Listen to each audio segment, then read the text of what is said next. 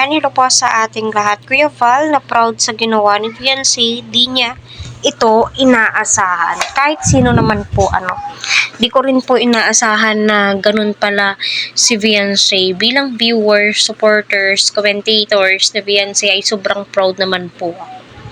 No, grabe. No? So, siguro yung nagblisan or nagmanuhan ni Fiancé na si nanay ay tuwang-tuwa din po siguro. Proud na proud po siya. Malamang pinagsasabi niya na po sa kanya mga kapitbahay, di ba? So, biruin nyo yun.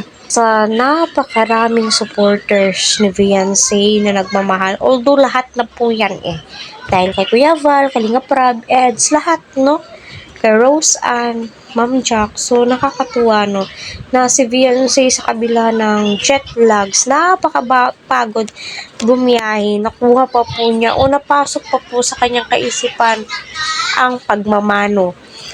So, tuloy po natin silang suportahan. Huwag po natin skip ang kanilang ads. Yes, no? Proud na proud naman po siguro si Kuya Val. Alam niyo naman po si Kuya Val kapag nag-real talk, pasok na pasok sa banga. At saka, no, siguro ang nanay po ni Fiancé ay napanood din po yung ginawa ni Fiancé.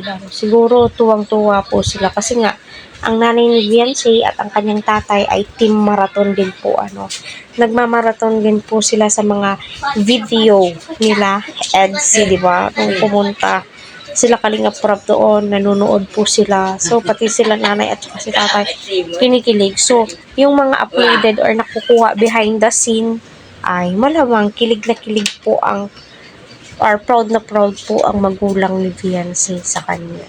So, napakabait po talaga ni Fiancé. Napaka-humble po, no?